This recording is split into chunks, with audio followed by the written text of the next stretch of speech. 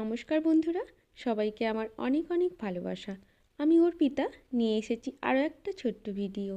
এই দিন আমার ছেলের জন্মদিন ছিল। এইদিকে স্নান পুজো সেরে ছেলেকে স্নান করিয়ে রেডি করিয়ে দিয়েছি। তারপরে একটু রান্নাবান্নায় ব্যস্ত হয়ে গেলাম। আমি কি রান্না করলাম ছেলের জন্মদিনে শেয়ার করে নেব।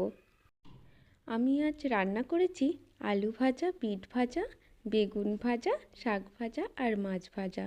আর এই দিকে করেছিলাম পায়েস, চিংড়ি মাছের বাটি তরকারি, রুই মাছ করেছি। এই দিকে ফুলকপি মটরশুঁটি দিয়ে ডাল করেছি আর করেছিলাম চাটনি। ছেলেকে নিয়ে আর কিছু করতে পারলাম না, কেননা ছেলে আমার ভীষণ দুষ্টু। তারপরে ও চিপস দেখে নিয়েছে আর খাবে না। পায়েসটা একবার নিয়ে আর কিছুতেই নেবে না। ওকে রোজ খাওয়াতে ভীষণ কষ্ট হয়, অনেক টাইম লাগে। তোমরা সবাই ওকে খুব আশীর্বাদ করো যেন ও মানুষের মতো মানুষ হয়। অনেকেই আছো আমার মতো ছোট্ট সন্তান নিয়ে ফেসবুকে টাইম দিচ্ছ, সন্তানদেরও টাইম দিচ্ছ।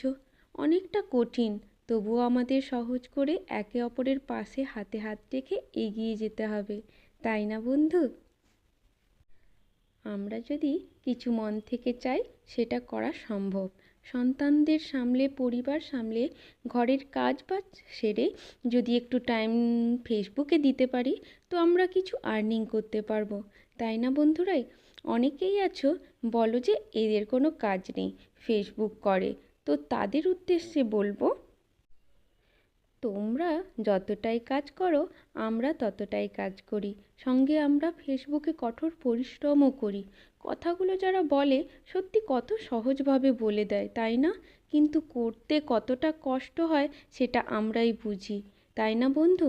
যাই হোক, সবাই আমরা পরিশ্রম করব, একে অপরের হাতে হাত রেখে এগিয়ে যাব। শেয়ার করলাম কিছুদিন আগের একটা ভিডিও, আমরা মেলাতে গেছিলাম সেই ভিডিও। চলো দেখে নাও। টাটা।